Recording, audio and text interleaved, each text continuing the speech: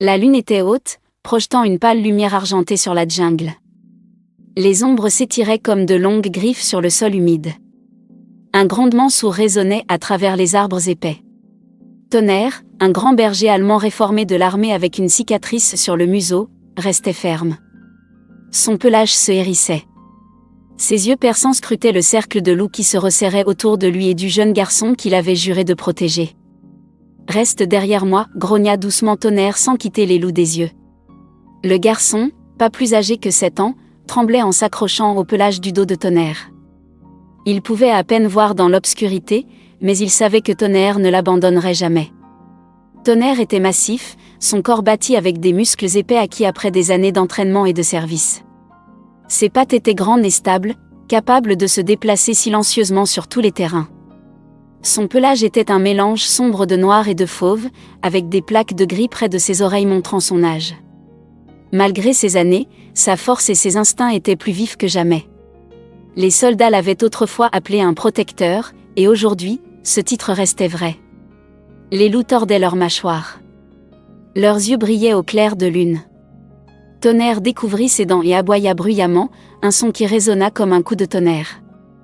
Pendant un instant, les loups hésitèrent. Mais Tonnerre savait que ce moment ne durerait pas longtemps. Plus tôt ce jour-là, tout semblait paisible. Le maître de Tonnerre, Stéphane, l'avait amené, lui et son jeune fils, Alexandre, au camp de base dans la jungle. Stéphane adorait les aventures. Il voulait qu'Alexandre découvre la beauté et le mystère de la nature sauvage. « Nous allons explorer les profondeurs de la jungle », avait dit Stéphane avec un sourire. Les yeux d'Alexandre s'étaient illuminés d'excitation. Tonnerre se tenait à leur côté, alerte comme toujours. Sa mission était de protéger. Cela avait toujours été sa mission. Stéphane lui faisait confiance, et Tonnerre faisait confiance à ses propres instincts. La jungle était belle, mais elle était aussi imprévisible. Le danger pouvait survenir sans prévenir. Avant de partir, Stéphane avait donné à Alexandre quelques consignes de sécurité. « Reste près de Tonnerre. Ne t'éloigne pas et écoute ce que je dis », lui avait dit Stéphane fermement. « Oui papa », avait promis Alexandre, sa voix remplie d'excitation. Tonnerre surveillait Alexandre de près. Le garçon était curieux et plein d'énergie. Tonnerre savait que ce serait un défi de le garder en sécurité dans cet endroit vaste et sauvage. Le voyage avait commencé sous un soleil éclatant filtrant à travers les arbres. Les oiseaux gazouillaient joyeusement, et des perroquets colorés voletaient de branche en branche. Alexandre avait ri en voyant un groupe de singes espiègles se balancer aux lianes. « Regarde, papa.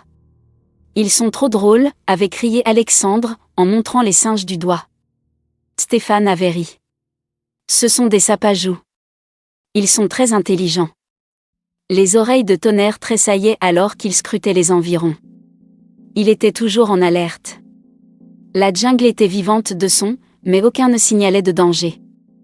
Ils avaient suivi un chemin étroit et sinueux plus profondément dans la jungle. L'air était devenu plus épais et plus chaud. Les grands arbres s'étiraient au-dessus, leurs branches formant une canopée qui bloquait la majeure partie de la lumière du soleil. L'excitation d'Alexandre ne s'était pas estompée. Il avait ramassé des pierres intéressantes et pointé du doigt des plantes inhabituelles. « On dirait un tout autre monde ici », avait-il dit avec admiration. Les sens de Tonnerre restaient aiguisés. Il avait reniflé l'air et écouté attentivement chaque bruissement et craquement autour d'eux. Jusqu'à présent, tout semblait calme. Mais au fur et à mesure que l'après-midi avançait, il avait remarqué quelque chose. Les oiseaux étaient plus silencieux maintenant. La jungle ne semblait pas aussi amicale. Les oreilles de Tonnerre s'étaient dressées. Il avait laissé échapper un grondement sourd. « Qu'est-ce qu'il y a, mon grand ?» avait demandé Stéphane, s'arrêtant pour vérifier Tonnerre. Tonnerre ne s'était pas détendu. Il avait reniflé à nouveau. Il y avait une odeur dans l'air, sauvage et inconnue. Il avait doucement poussé Alexandre, l'incitant à rester près de lui. Stéphane avait remarqué le changement de comportement de Tonnerre et était devenu plus sérieux. « Continuons à avancer. Nous devons trouver un bon endroit pour camper avant qu'il ne fasse nuit », avait dit Stéphane. Ils avaient continué à marcher, mais Tonnerre était resté sur le qui-vive. La jungle semblait différente maintenant. L'atmosphère joyeuse d'avant avait disparu. Au moment où le soleil avait commencé à se coucher, Tonnerre avait su que quelque chose n'allait pas. Le bruissement des petits animaux avait cessé. Le seul son était le craquement de leurs pas sur le chemin. Stéphane avait décidé d'installer le camp dans une petite clairière. Tonnerre avait fait le tour de la zone, reniflant et vérifiant s'il y avait des menaces cachées. Alexandre avait aidé son père à ramasser du bois pour un feu. Alors que le feu crépitait, sa lueur repoussait les ombres de la jungle. « Ça va être amusant », avait dit Alexandre, assis à côté de Tonnerre et lui caressant la tête. Tonnerre ne se sentait pas détendu. Ses instincts lui disaient que quelque chose les observait. Il était resté près d'Alexandre, son corps tendu. Le son lointain de hurlements avait brisé le silence. Alexandre s'était figé. Qu'est-ce que c'était, avait-il chuchoté. L'expression de Stéphane s'était durcie. Des loups, avait-il dit doucement. Resté près de Tonnerre. Tonnerre avait grogné doucement, ses yeux fixés sur l'obscurité au-delà de la lumière du feu. Il savait que le vrai danger ne faisait que commencer. Le feu crépitait doucement dans la clairière alors que les hurlements s'estompaient au loin. Pendant un instant, la jungle fut de nouveau silencieuse. Mais les instincts de Tonnerre hurlaient. Quelque chose n'allait pas. Il renifla l'air. L'odeur des loups était faible mais présente. Ils étaient proches, observant, attendant. Stéphane ajouta du bois au feu, son visage tendu. « Gardons le feu allumé toute la nuit », dit-il. Les loups restent généralement à l'écart du feu. Alexandre acquiesça mais resta près de Tonnerre. « Je n'ai pas peur », chuchota-t-il, bien que sa voix tremblât un peu. Tonnerre resta en alerte. Ses oreilles tressaillaient à chaque son. Il savait que les loups ne partiraient pas facilement. Il fit les 100 pas autour du camp, ses yeux scrutant l'obscurité. La jungle semblait différente maintenant. Les arbres semblaient plus grands, leurs ombres plus longues. Les sons joyeux des oiseaux et des insectes avaient disparu. Continuons à avancer. Nous devons trouver un bon endroit pour camper avant qu'il ne fasse nuit, avait dit Stéphane. Ils avaient continué à marcher, mais Tonnerre était resté sur le qui-vive. La jungle semblait différente maintenant. L'atmosphère joyeuse d'avant avait disparu. Au moment où le soleil avait commencé à se coucher, Tonnerre avait su que quelque chose n'allait pas. Le bruissement des petits animaux avait cessé. Le seul son était le craquement de leurs pas sur le chemin. Stéphane avait décidé d'installer le camp dans une petite clairière. Tonnerre avait fait le tour de la zone, reniflant et vérifiant s'il y avait des menaces cachées. Alexandre avait aidé son père à ramasser du bois pour un feu. Alors que le feu crépitait, sa lueur repoussait les ombres de la jungle.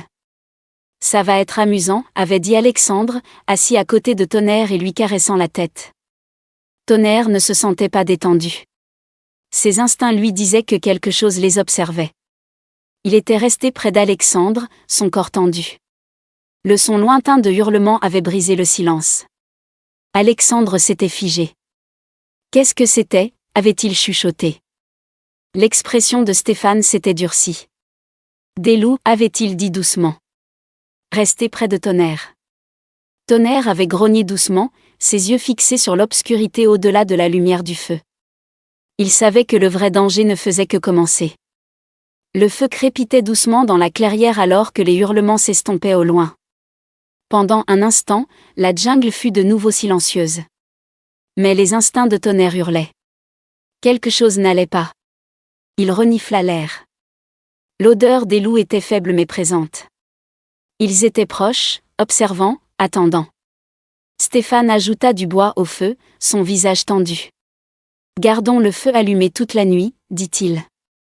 Les loups restent généralement à l'écart du feu. Alexandre acquiesça mais resta près de Tonnerre. « Je n'ai pas peur », chuchota-t-il, bien que sa voix tremblât un peu. Tonnerre resta en alerte. Ses oreilles tressaillaient à chaque son. Il savait que les loups ne partiraient pas facilement. Il fit les 100 pas autour du camp, ses yeux scrutant l'obscurité. La jungle semblait différente maintenant. Les arbres semblaient plus grands, leurs ombres plus longues. Les sons joyeux des oiseaux et des insectes avaient disparu.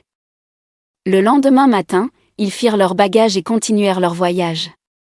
Alexandre essaya de rester joyeux, montrant des plantes et des insectes colorés, mais le sentier devint plus difficile à parcourir. Des racines épaisses et des roches glissantes les ralentirent. Tonnerre s'avança, explorant le chemin. Il renifla le sol et fit une pause.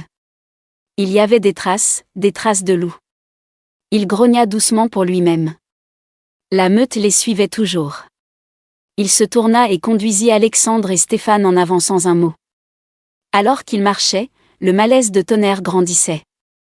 Les oiseaux restaient silencieux. La jungle était trop calme. Il n'arrêtait pas de capter l'odeur des prédateurs, faible mais présente. Stéphane remarqua son comportement mais essaya de rester calme. On dirait un ancien sentier animalier, dit Stéphane lorsqu'il vit les traces. Rien à craindre. Mais Tonnerre en savait mieux. Il garda Alexandre près de lui, ses sens en état d'alerte maximale. Le soleil recommença à se coucher, projetant de longues ombres sur le sentier. Les instincts de Tonnerre lui dirent qu'il devait trouver un endroit sûr rapidement. Stéphane trouva une autre clairière et décida d'y camper pour la nuit.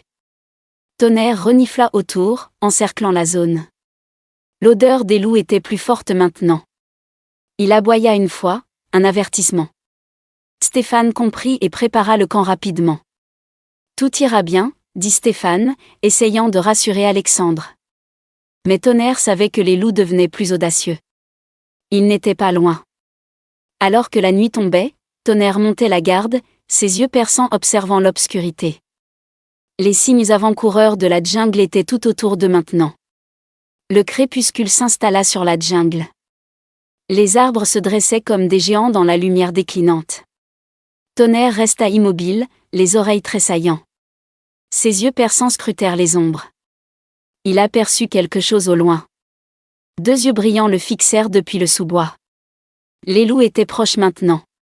Stéphane remarqua la posture tendue de Tonnerre. « Ils sont là, n'est-ce pas ?» demanda-t-il doucement. Tonnerre grogna en réponse. Alexandre serra la main de son père. « Papa, j'ai peur » chuchota-t-il. « Tout ira bien » dit Stéphane fermement. « Reste près de Tonnerre et de moi. » Les loups n'attaquèrent pas immédiatement. Ils encerclèrent le camp, restant cachés dans les arbres épais. Tonnerre pouvait entendre leurs pas feutrés. Il aboya bruyamment, espérant les effrayer. Pendant un instant, la jungle redevint silencieuse. Stéphane s'agenouilla près du feu, ajoutant du bois pour maintenir les flammes hautes. Nous devrions continuer à bouger. Ils attendront le bon moment, dit-il, observant les ombres. Tonnerre était d'accord. Son langage corporel indiquait clairement qu'il ne pouvait pas rester ici. Allons-y, dit Stéphane. Il emballa rapidement leurs affaires. Alexandre se tenait à la fourrure de Tonnerre alors qu'il commençait à marcher. La jungle devint de plus en plus sombre à chaque pas. Les loups suivirent silencieusement, leurs yeux brillant parfois au loin. Tonnerre ouvrit la voie, guidant Stéphane et Alexandre à travers une végétation épaisse. Il s'arrêta brusquement, les oreilles dressées. Un bruissement se fit entendre sur la gauche. L'un des loups essayait de se rapprocher. Tonnerre aboya à nouveau, sa voix grave résonnant à travers les arbres. Le loup recula mais ne partit pas. La meute les testait, attendant une occasion de frapper. Tonnerre, c'est ce qu'il fait, murmura Stéphane, surtout pour lui-même. Il resserra sa prise sur la main d'Alexandre. Continue juste à bouger. Le sentier devint plus accidenté. Alexandre trébucha sur une racine mais se releva rapidement. Ça va, dit-il à bout de souffle. Tonnerre fit une pause pour s'assurer qu'il allait bien, puis continua à ouvrir la voie. Il savait qu'il devait trouver un autre endroit pour camper, un endroit plus sûr. Soudain, un grondement sourd se fit entendre sur le côté droit du sentier. Tonnerre tourna brusquement la tête, les dents découvertes. Les loups passaient à l'action. Un loup sortit de l'ombre. Sa fourrure était sombre et emmêlée, ses yeux froids et affamés. Tonnerre se plaça entre le loup et Alexandre. Il aboya férocement, sa voix grave coupant le silence de la jungle. Le loup hésita mais ne recula pas. « Papa, il approche !» s'écria Alexandre. Stéphane attrapa un gros bâton et se tint à côté de Tonnerre. « Reste derrière nous, Alexandre » ordonna-t-il. Tonnerre se jeta en avant, claquant des mâchoires sur le loup. Le loup gémit et recula dans les arbres. D'autres grondements résonnèrent autour d'eux. La meute était toujours là, observant, attendant une autre occasion. Tonnerre se tenait grand, ses yeux ne quittant jamais les ombres. Il ne les laisserait pas approcher d'Alexandre. Continuez à bouger, dit Stéphane avec urgence. Ils se dépêchèrent de descendre le sentier, Tonnerre restant près d'Alexandre. La jungle semblait se refermer autour d'eux, mais la présence de Tonnerre donna du courage à Alexandre. Les loups avaient fait leur premier geste, mais Tonnerre ne reculait pas. La jungle était silencieuse, à l'exception du crissement régulier de leurs pas sur le chemin de terre. L'air s'épaississait de tension. Les loups étaient là. Tonnerre pouvait le sentir. Il ne cessait de jeter des coups d'œil sur les côtés, ses oreilles tressaillant à chaque son. Alexandre s'accrochait à la main de son père, ses petits doigts tremblant légèrement. Tonnerre resta près d'eux, ses yeux perçants ne se reposant jamais. Nous continuerons à avancer jusqu'à ce que nous trouvions un meilleur endroit, murmura Stéphane. Sa voix était calme, mais ses yeux se promenaient nerveusement dans les ombres. Un bruissement soudain dans les arbres fit se figer tout le monde. Le grondement sourd de Tonnerre grondait au fond de sa gorge. Son corps se tendit, chaque muscle se contracta et prêt. Le bruissement devint plus fort. Puis, des sous-bois, d'autres yeux brillants apparurent. Cette fois, les loups ne restèrent pas cachés. Ils s'avancèrent, un par un, formant un demi-cercle lâche autour du groupe. Ils se rapprochent, murmura Stéphane, serrant le bâton qu'il portait. Alexandre gémit doucement. « Papa, qu'est-ce qu'on fait ?» Tonnerre aboya bruyamment, s'avançant pour protéger Alexandre.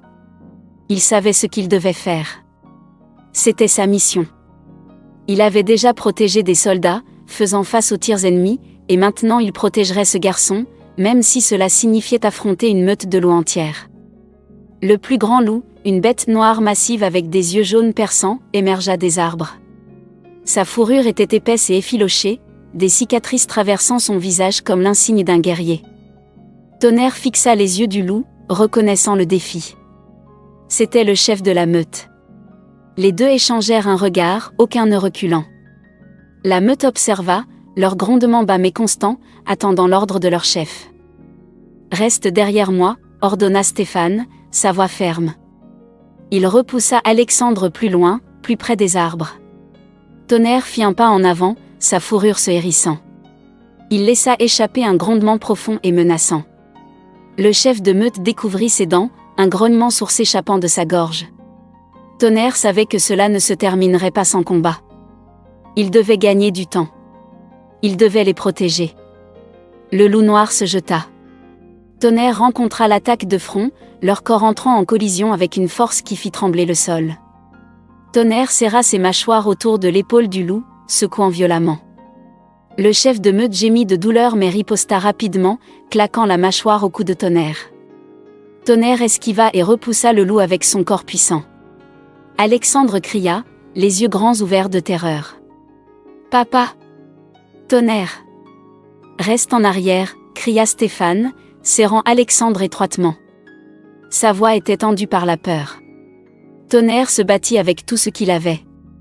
Il esquiva et se jeta, ses instincts le guidant. Son âge n'avait plus d'importance maintenant. Des années d'entraînement, d'expérience et de pure loyauté le poussèrent à aller de l'avant. Il mordit fort la patte du chef de meute, le forçant à tomber au sol. Le loup hurla, le son résonnant à travers la jungle. Les autres loups hésitèrent, le moment de faiblesse de leur chef ébranlant leur confiance. Tonnerre savait qu'il devait profiter de l'avantage. Il aboya férocement, sa voix résonnant comme le tonnerre à travers les arbres. La formation de la meute se brisa alors que quelques loups reculèrent, leurs yeux incertains. Le loup noir se redressa avec difficulté, boitant légèrement. Du sang tachait sa fourrure sombre, mais ce n'était pas fini. Il grogna à nouveau, se préparant à une autre attaque. Tonnerre se tenait grand, sa respiration lourde mais régulière. Il savait que ce combat n'était pas terminé. « Nous devons courir », cria Stéphane. « Tonnerre, viens !» Mais Tonnerre ne bougea pas. Il regarda Alexandre, ses yeux calmes et stables. Il avait fait son choix. C'était sa dernière mission. Le loup noir chargea à nouveau, et Tonnerre le rencontra à mi-chemin. Les deux s'affrontèrent violemment, les dents et les griffes déchirant la fourrure. Tonnerre savait qu'il ne pourrait pas continuer comme ça éternellement. Il devait y mettre fin maintenant. Avec une poussée de force, il jeta le loup au sol et l'épingla, ses mâchoires se refermant autour de sa gorge. Le loup se débattit, ses grognements se transformant en halètements étouffés. Finalement, il s'affaissa sous le poids de Tonnerre. La meute se tut. Un par un, les autres loups se retirèrent dans l'ombre, leur chef vaincu. La jungle était à nouveau silencieuse. Tonnerre se tenait au-dessus du loup tombé, sa poitrine se soulevant. Il se balança légèrement mais un bond. Il se tourna pour regarder Alexandre une dernière fois. Les yeux du garçon étaient remplis de larmes. Tonnerre, chuchota Alexandre, sa voix se brisant. Les jambes de Tonnerre cédèrent sous lui. Il s'effondra au sol, son corps épuisé et blessé. Il avait tout donné pour protéger le garçon qu'il aimait. Ses yeux se fermèrent lentement, sa respiration superficielle mais paisible. Alexandre courut vers lui, sanglotant. Non. Tonnerre, s'il te plaît. Stéphane s'agenouilla à côté d'eux, ses propres yeux brillants de larmes. Il posa une main douce sur la tête de Tonnerre. Tu nous as sauvés, chuchota-t-il. Les oreilles de Tonnerre tressaillirent légèrement au son de la voix de Stéphane. Il prit une dernière et douce inspiration, son corps enfin au repos. Il avait rempli son devoir, donnant sa vie pour qu'Alexandre et Stéphane puissent vivre. L'héritage de loyauté et d'amour de Tonnerre serait à jamais gravé dans leur cœur. Il avait accompli sa mission. Tonnerre avait donné sa vie pour protéger ceux qu'il aimait.